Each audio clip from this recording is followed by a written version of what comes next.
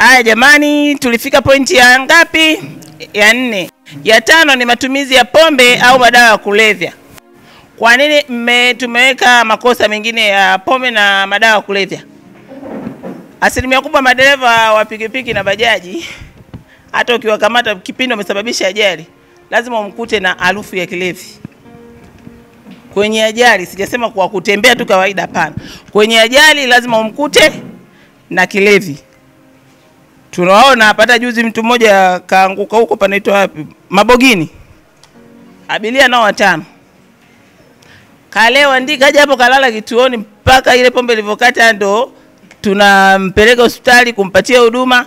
Ukimuuliza na ndugu, ana ndugu. Haya, mpigie hata tajiri wa gari, nani wa bajaji, simu yangu imepotea eneo la tukio. Nani unayemfahamu wa karibu? Ndo afande Aleni akatusaidia, kuna mtu wa simu, duka la simu hapo ndo mwenye nyumba wake.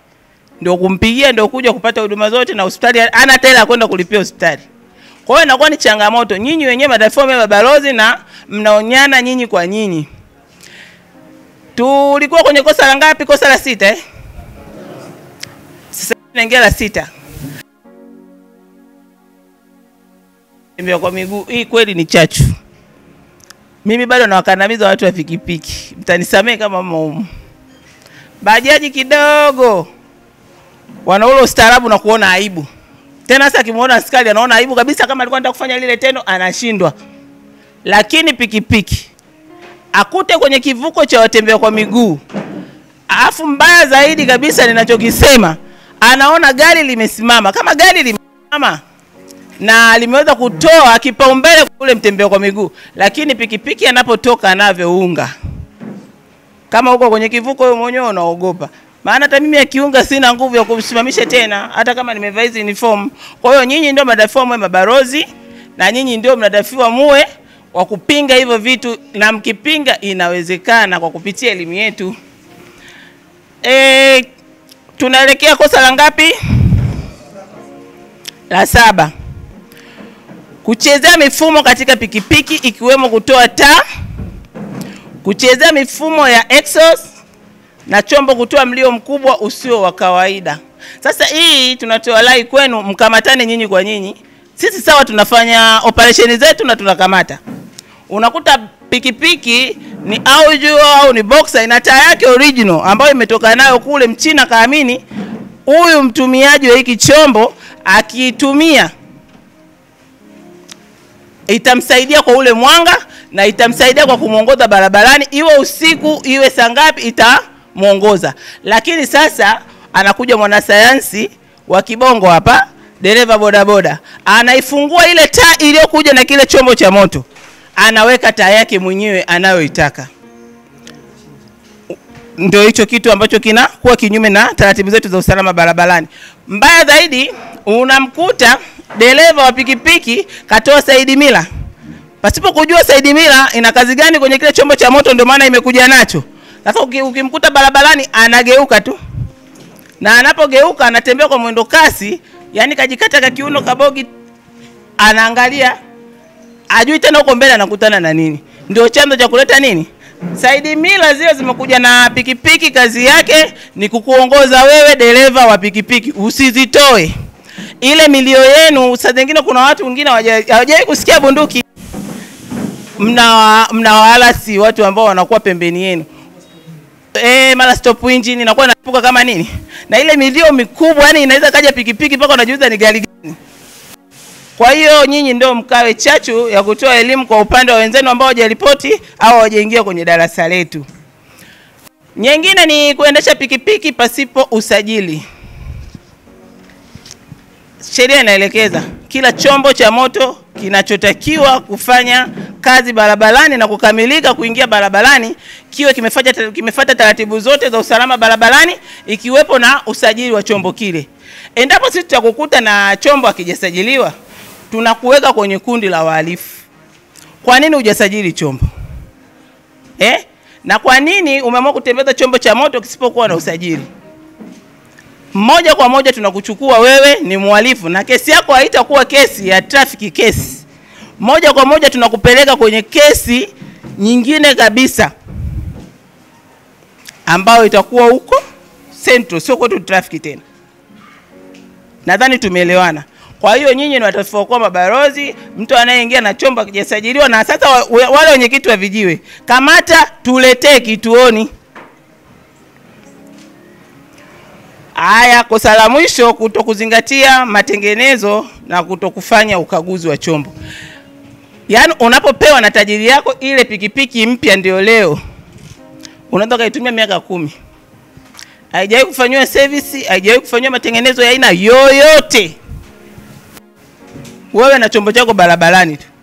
Kwa hiyo hiyo ni moja ya makosa ambayo mnayafanya kwa kutokujua au kwa kujua au kwa kutokujua madhara yake yatakuwa nini. Lakini chombo kisifanywa service, yani hata kama unaambiwa, hata kama mke wako nyumbani usipo ngalisha unajionaje? Anakuwa mbaya, baadaye mnakimbilia nyumba ndogo. Kwa hiyo ndo tunaenda huko sasa. Tengeneza chako kwanza. Tulisema leo baada ya hapo tutazungumzia vyanzo vikuu vya ajali za barabarani. Vyanzo vikuu vya barabarani. Nini maana ya ajali za barabarani? Nani anaweza kanipata ka pointi kamoja tu? Nini maana ya ajali za barabarani? Wanafunzi? Awi wanafunzi? Nani anaweza kanipa maana kidogo ya ajali za barabarani? Yes, Karibu. Maana kubwa ya ajali za barabarani. Maana kubwa ya ajali za barabarani ni kusababisha tatizo kutoka kwako kwenda kwa mtu mwingine. Asante sana bwana nani? Fridolin Pantaleo Kimaro. Fridolin Pantaleo Kimaro. Mwenzenu kajaribu kasema ajali za barabarani zinaweza kusababishwa na mtu mwingine kwenda kwa mtu, kutoka kwa mtu mmoja kwenda kwa mtu mwingine. Lakini sisi tunasema ajali haipangwi. Ajali haiandiki leo mimi naenda kufanyaje kupata ajali. Ajali za barabarani ni uzembe au ni tatizo la kiufundi kwa upande wa dereva au chombo cha moto chochote, na inaweza ikatokea kwa muda wowote na wakati wowote. Na ndio hivyo tunarudi kwenye falsafa zetu tulizozisoma jana za udereva wa nini? Wa kujihami. Ukishakuwa na udereva wa kujihami, utaepusha hichi kitu kinachoitwa nini? Ajali za barabarani. Namna ambavyo makosa ya kibinadamu yanavyochangia kutokea kwa ajali za barabarani. Makosa ya kibinadamu tuliyasema jana au tukuyafundisha jana?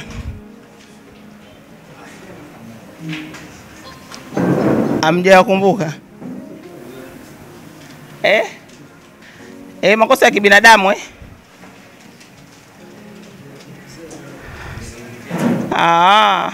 basi jana niliwaminya kidogo.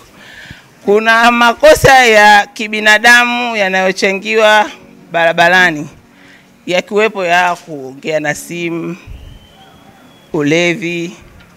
Nahisi kama jana niliongea kitu cha ulevi, lakini sasa ndio hivyo. Ni moja ya makosa ya kibinadamu ambayo yanachangia, na zile overtaking zisizokuwa na tahadhari. Mtu anapita gari jingine pasipo tahadhari, bila kujua. Na nyinyi karudi kwenu kwenye pikipiki, unakuta gari refu na mbele upaoni kuna kona, kuna milima, wewe na wewe unapita tu na chombo chako cha miguu miwili, inakuwa ni hatari sana. Lingine, namna ambavyo ubovu wa vyombo unachangia kutokea kwa ajali za barabarani. Nimerudi hapa kuambia chombo unakinunua kipya mpaka kinakuzekea mkononi, akijawahi kubadilishwa spare aina yoyote. Toka alipotoa mkolea na mchina spare yake kwenye chombo chako, wewe ni mwanzo mwisho mpaka miaka 10. Maana ukifanyia nini? Hamna chombo ambacho kitafiki kufanywa nini? Service. Namna ambavyo hali ya hewa inachangia kwa ajali barabarani. Hapa tunasema na nyinyi kwa kupitia hali za hewa. Hali ya hewa. Kwa mfano mimi nilikuwa wilaya moja kabla sijaja huku, nilikuwa wilaya Same. Ile ina maelekezo, vibao vingi sana. Vipo vya alama na ishara. Unaambiwa upepo mkali. Lakini umetoka huku Moshi na spidi zako, hausomi zile alama. Unapita na zile spidi zako. lazima ukutane na kitu cha hatari. Na ile wilaya kule wakati wa msimu wa mvua unaweza kukuta eneo lingine halina mvua kabisa. Kakijiji fulani kana mvua kali sana na magogo barabarani. Sasa ndio maana unapewa tahadhari. Unaweza kuona huko pakavu, ukifika kule barabara imefunga ina magogo na wewe unapepea na nini? Na mafuriko. Kwa hiyo unaambiwa uchukue tahadhari hali ya hewa. Kuna taa zinakuruhusu wakati wa hali hii utaitumia, na kuna wakati wa hali hii uitumie. Na barabara baada ya mvua unakuwa na tahadhari, kuna kuteleza, kuna barabara kukatika. Kwa hiyo kwa kupitia hali ya hewa, tena madereva pikipiki unaweza kumsimamisha kabisa, anakuona askari umemsimamisha, lakini yeye kwanza anageuka, anaangalia kuna chombo cha moto kingine, kumbe ni yeye unamtahadharisha mbele daraja limekatika.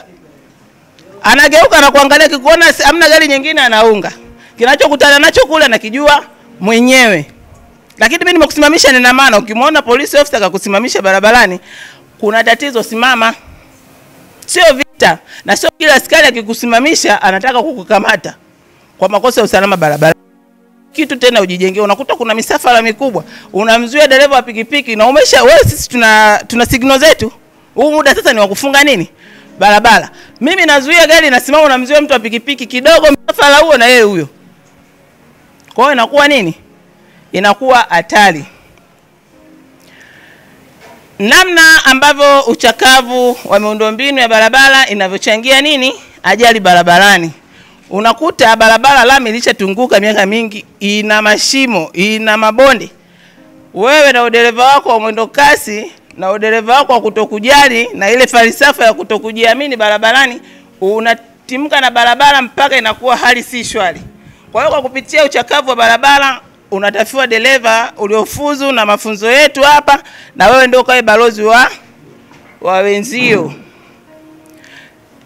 Na tulichokuwa tunakizungumzia cha mwisho ni namna sahihi ya kudhibiti ajali za barabarani.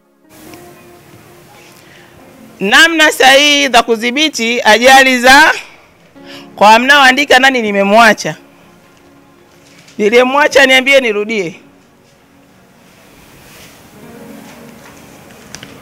Namna sahihi ya kudhibiti ajali za barabarani. Kwa niliyemwacha kipengele tulichotoka aniambie ninarudia.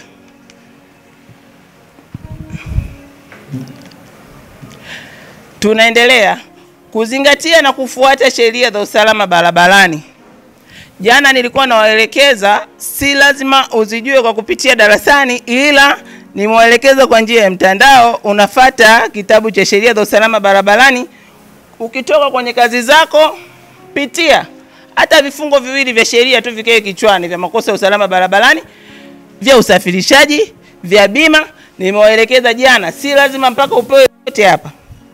Hapa tunavyo, lakini mpaka tuviandae. Lakini unaweza kupita kwenye simu janja na ukatafuta ukajua taratibu na makosa yako. Unapoandikiwa ujue unaandikiwa kosa kwa kifungu cha sheria namba ngapi kinachokuelekeza. Kwa hiyo mnadafiwa mzingatie sheria za usalama barabarani. Baada ya hapa Fande Samoro nadhani ataendelea kuonyesha alama za barabarani kwa kupitia kipindi chetu hiki. Kuzingatia alama za barabarani. Hizo mtafundishwa hapa sio muda mrefu, maana jana alishia njiani, sidhani kama alimaliza. Kuzingatia matumizi sahihi ya barabara. Matumizi sahihi ya nini? Ya barabara. Ukikuta alama katazo, fuata sheria inavyoelekeza. Ukikuta ni alama inakuruhusu, fanya vile alama inavyokuruhusu. Zingatia udereva bora. Jana nimewafundisha nini maana ya udereva, na dereva anatakiwa aweje. Nadhani jana wote mliokuwepo mmenielewa. Niliwaambia udereva ni nini na dereva anatakiwa aweje, na nguzo zake za nani? Za dereva. Kuzingatia udereva wa kujiami. Hiyo ndio pointi ya mwisho. Na udereva kujiami jana tumeudadavua kwa undani zaidi. Ambaye alikuwa anaujua kwa juu jana nimewafundisha kwa undani zaidi. Udereva kujiami ni kumsaidia mwenzio asipate na tatizo hata kama uko kwenye site ya kwako na ni ya kweli. Dereva aliyosoma na kufuzu hawezi kusema mimi niko kwenye njia yangu, acha gonge. Yuko sahihi kwa kumsahihisha mwenzie anapofanya nini? Makosa yake. Asanteni sana.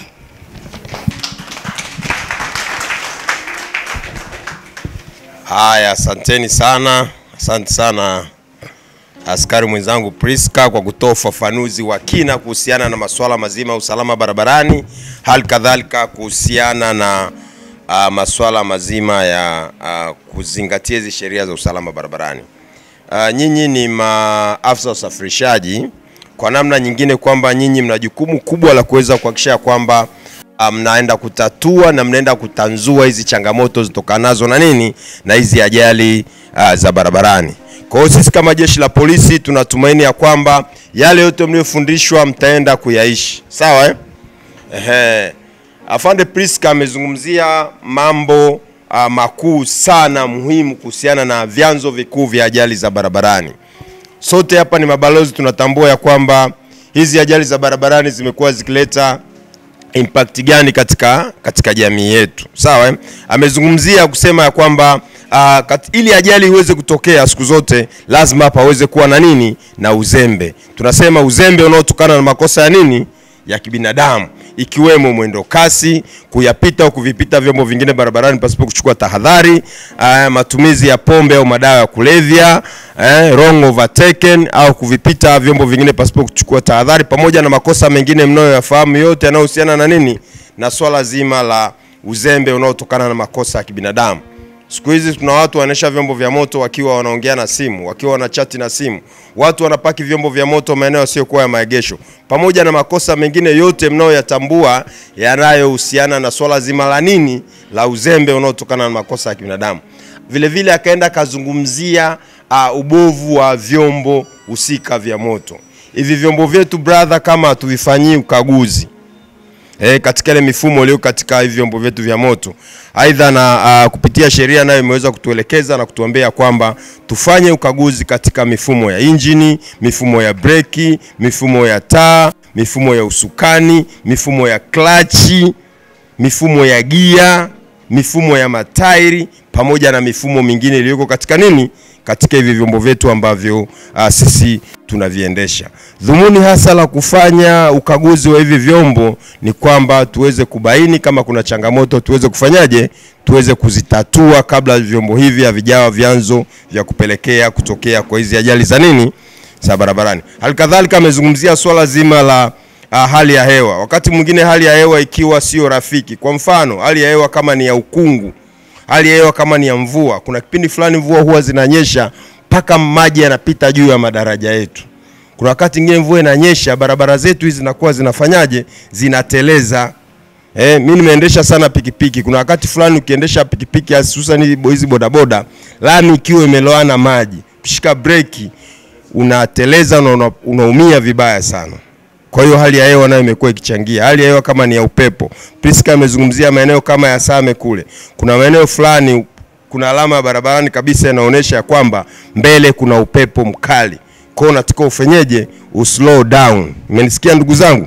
Na hali kadhalika akazungumzia akasema swala kama la uchakavu wa miundombinu ya barabara. Kama miundombinu yetu ya barabara itakuwa ni michakavu, miundombinu yetu ya barabara labda madaraja yamechakaa, miundombinu yetu ya barabara kama ina mashimo, basi ni kwamba miundombinu hile inaweza kapelekea kutokea kwa nini kwa hizi ajali za barabarani. Miundombinu yetu kuna mingine unakuta labda ni kiwango cha vumbi au cha changarawe, hususan kama vijijini huko watu wanakwenda na magari au na vyombo vingine kwenda kuchukua mazao. Mvua zikinyesha zile barabara zinakuwa hazifai. Kwa hiyo unaweza kapelekea kile chombo kikadondoka na mwisho wa siku pakatokea nini ajali za barabarani. Leo sitaki kuongea mambo mengi sana. Tumepata ugeni kutoka kwa wenzetu wa TRA.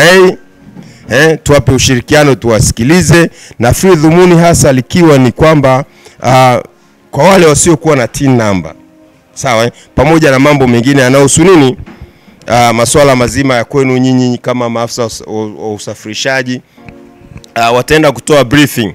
Tutaenda kutoa briefing na kuweza kueleza ya kwamba leo wamekuja na agenda gani ambayo ni nzuri kwenu.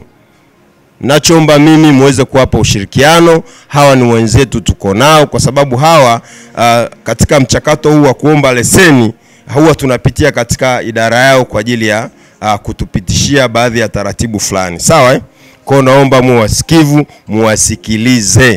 muyasikilize na miaishi yale ambayo watakaweza kufanyaje kuwaambia. Lakini kabla ya hapo nimemwona ndugu yangu Mr. Bendera. Labda ningemkaribisha hapa aweze kuongea mawili matatu, alafu kisha tujue kwamba tunaelekea kwenye nini, kwenye stage gani. Mr. Bendera, karibu sana.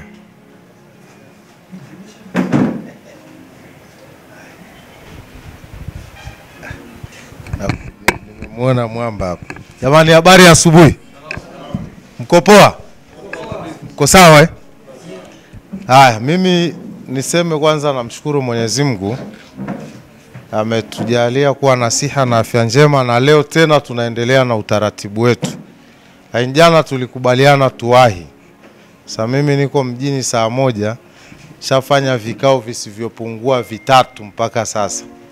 Lakini pia nichukue fursa hii kupongeza ndugu zangu wa TRA. Niliwaambia sisi tunafanya kazi kama timu na taasisi zilizoko ndani ya mji wetu wa Moshi. Yaani baada tu ya kuwasilisha changamoto ya TIN number, niliambiwa wanakuja na mmeshuhudia. Tunao ndugu zetu wa TRA wamekuja. Makofi kidogo kwao.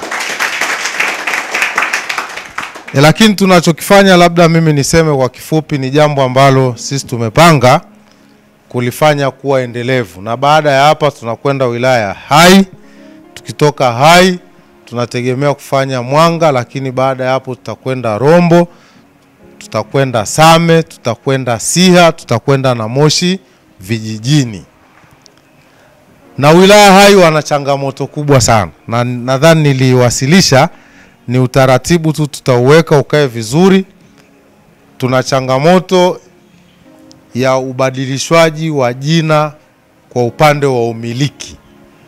Yaani kuna vijana wengi sana wamemaliza mikataba ya bodaboda na bajaji, lakini majina yalioko kwenye kadi yanasoma bado umiliki ni wa tajiri mwenye mkataba ule wa awali.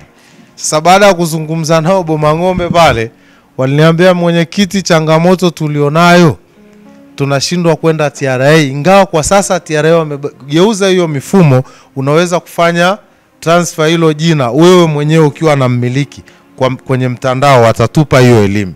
Hino anasema kwetu ni ngumu. Nikamwambia basi hawa TRA watakuja hapa, watakita hema hapa kwenye kituo chenu kama tulivyofanya Moshi mjini, watatoa hiyo elimu na huduma itatoka hapo hapo.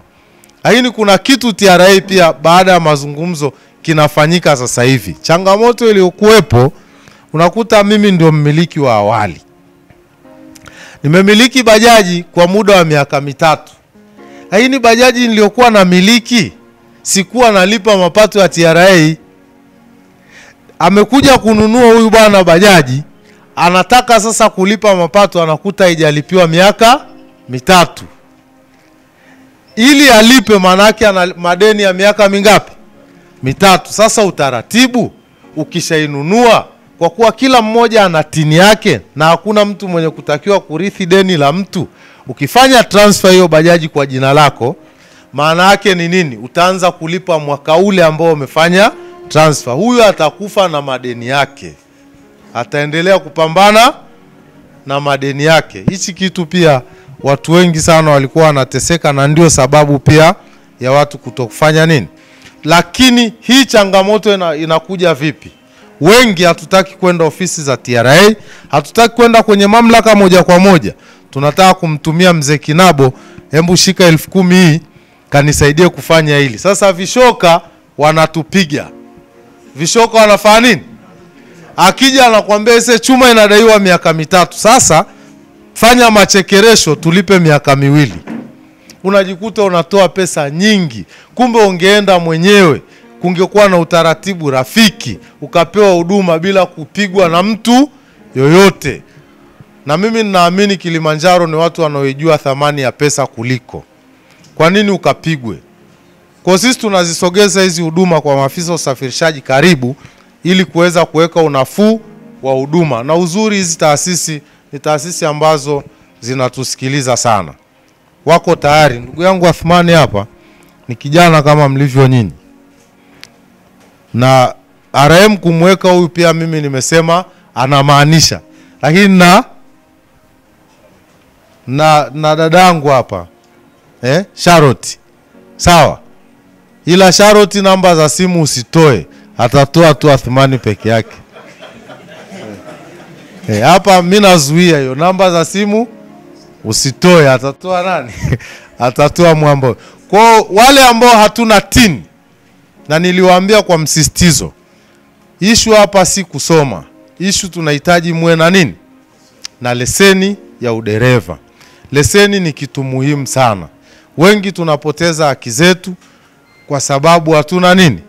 Tuna leseni. Mtu amekusababishia ajali kabisa, yani amekosea, amekusababishia ajali, ana makosa yeye, wewe ndio uliyegongwa, lakini watakuja rafiki zako aisee, vipi unayo? Sina. Tunafanyaje?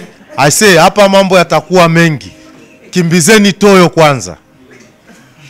Kwa sababu akija Samora sasa mambo ndio yamekuwa mengi tayari. Kwa unakimbiza bajaji, unakimbiza bodaboda, ili akija Samora mambo yasiwe nini? Mengi. Unajikuta unapoteza haki, lakini kumbe ungekuwa tu na leseni, wangekuja wenzako, unayo? Nayo. I say, ngoja askari aje apime ajali. Unakuwa na confidence, unajiamini. Hapa haki yangu itatendeka kwa sababu mimi nimekamilika kuwa nani? Kuwa dereva. Na tufahamu, hivi vyombo vinalipiwa bima. Hata uwe na bima comprehensive ile, kama una leseni, hakuna mtu wa kukulipa. Hakuna mtu wa kufanya nini? Wa kukulipa, kwa sababu bima haimlipi mtu mzembe, haimlipi mtu mpumbavu. Huna leseni unaonekana wewe ni mzembe na mpumbavu, bima haiwezi kukava hiyo changamoto yako. Lakini chombo kina haki ya kulipwa, ila sasa kinachosababisha usilipwe ni nini? Hutakiwi kuendesha hicho chombo. Yaani chombo kimeendeshwa na mtu asiyefaa kufanya nini? Kuendesha. Unajikuta, hayo mimi nimekutana nayo kwa kiasi kikubwa sana. Yaani chombo kina bima kila kitu, lakini changamoto iliyopo, maana ili ulipo hiyo bima lazima hao wachukue hatua, kesi iende mahakamani, dereva awe ana makosa, awe amekamilika kila kitu. Maana yake sasa hukumu itakayotoka ndio inayokwenda kupelekea wewe kufanya nini? Sababu hao watu wa bima wanaokulipa wewe, na wao pia wana sheria wamewaajiri pale kufuatilia hizo issue za kufanya nini? Za kusababisha wewe ufanye nini? Ulipwe. Kinachotufanya sisi tuwepo hapa ni amani na utulivu tunaohitaji uendelee kuwepo. Pasipokuwa na amani na utulivu, hatutakuwa na muda wa sisi kuja kukaa, kujifunza, kutengeneza mazingira rafiki ya uhalali wa kazi tunazozifanya. Yaani amani ndio kila kitu kwa upande wetu sisi. Hakuna askari atakayekuja kukufundisha wewe nyumbani kwako.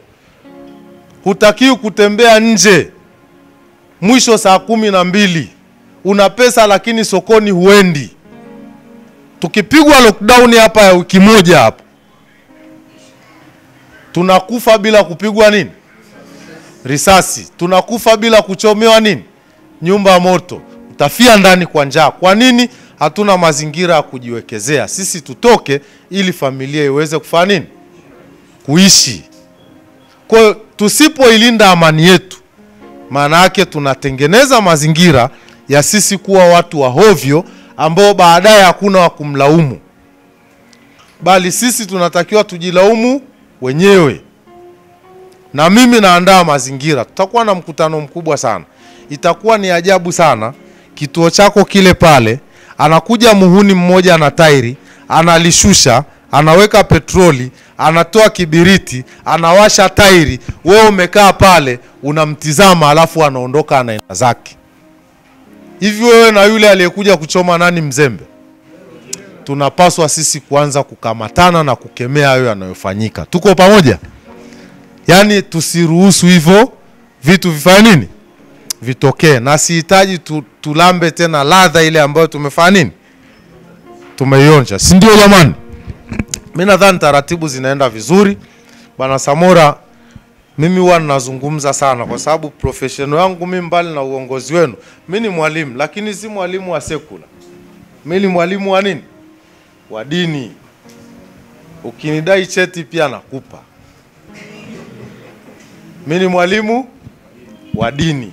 Kwa hiyo nikizungumza huwa ninaongea sana. Hii ninaongea sana kwa faida. Na uzuri ninaamini naongea na watu wazima na watu wenye kujitambua. Makofi kidogo. Nazungumza na watu wenye kujitambua hapa. Na mnajitambua zaidi kwa sababu gani? Katika watu ambao huwa hawajali kutoa walichonacho ni bodaboda na bajaji. Hakuna anayehonga zaidi ya hao. Yaani hapa mtu kupewa 10,000 alafu mtu akalalamika, leo hali mbaya, chukua tu hii, ni kitu cha kawaida sana. So unampa mtu 10,000 alafu unalalamika kwamba leo hali mbaya, wewe chukua tu. Ulitaka umpe shilingi ngapi? Asanteni sana kwa kunisikiliza. Haya ndugu zangu. Mr. Bendera, tunashukuru sana kwa nasaha zako. Na mimi nakusisitiza tu kwamba siku zote usichoke kuzungumza. Unapopata fursa kuzungumza na ndugu zetu hawa wa bodaboda na bajaji, wazungumze nao kweli na uweze kuwapa nasaha mbalimbali. Kwa hiyo tunashukuru sana kwa nasaha zako. Sasa tungependa tuwatambulishe wenzetu hawa wa mamlaka ya mapato TRA, waweze kujitambulisha kwa majina yao na baadaye waweze kutuambia kwamba wametuandalia kitu gani kwa ajili ya kuweza kusongesha mbele gurudumu letu. Karibuni sana. Asante sana. Mbona mmechoka?